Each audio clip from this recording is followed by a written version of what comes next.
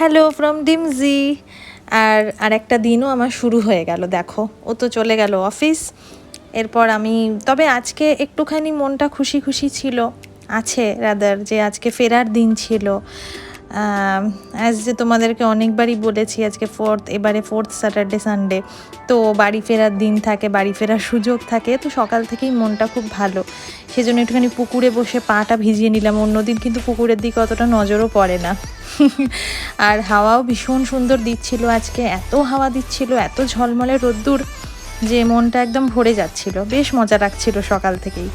আর এখানে দেখো মাছেদের আড্ডা, মানে আমি যেই একটু পায়ে জলটা, মানে জলের মধ্যে যেই পাটা একটুখানি ডুবিয়েছি, অমনি কিলবিল করে একদম মাছগুলো চলে এসেছে। আর ছোট ছোট মাছের সাথে অনেক বড় বড় মাছও কিন্তু আছে, তো দারুণ মজা লাগছিল। আর হাওয়ায় তো একদম চারদিকটা মানে হু হু করে উড়ে যাচ্ছিল সব কিছু। এখানে দেখে বুঝতেই পারছো যে গাছগুলো একদম হেলে যাচ্ছে। ওইদিকে কাজের দিদি এসে গেছে, কাজ করছিল।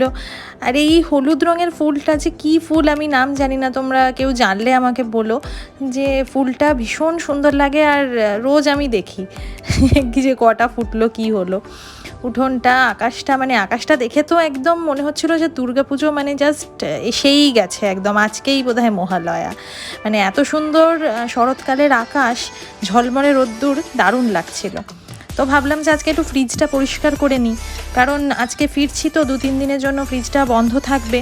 তো ফিরে এসে যেন একদম নিট অ্যান্ড ক্লিন ফ্রিজটা পাই, তো পেলে মানে ঘর বাড়ি ফ্রিজ এগুলো যদি নিট অ্যান্ড ক্লিন পাই ফিরে এসে, তাহলে খুব মনটা ভালো লাগে।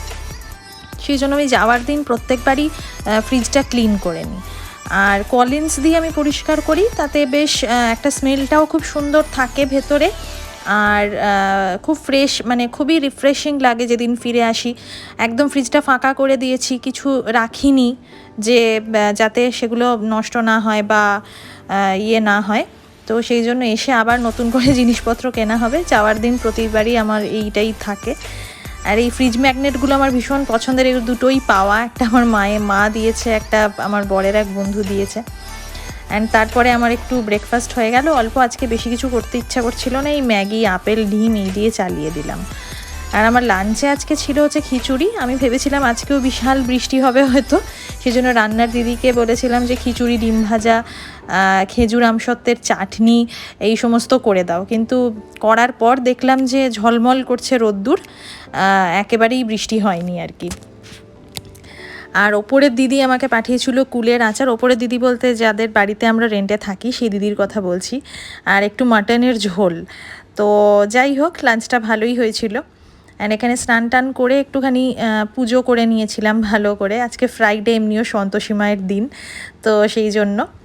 আর চারিদিকে ঘরে নেগেটিভিটিটা দূর করার জন্য, স্মেলটা ভালো রাখার জন্য আমি তো ধূপ একটু চারিদিকে দেখাই, এটা আমার রোজগারের স্বভাব।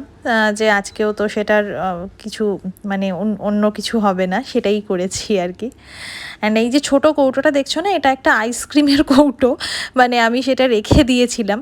এটা আমার ঠাকুরের নকুলদানার কৌটো আর কি।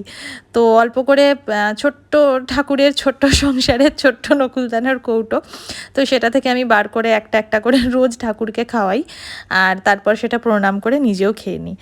অবশেষে বিকেল হয়ে গেল, রেডি টেডি হয়ে একদম আমার ঘন্টিও চলে এসেছিলো আমার সাথে দেখা করতে, বাড়ি ফেরার পালা। চলো আজকে এখানেই শেষ করছি, টাটা।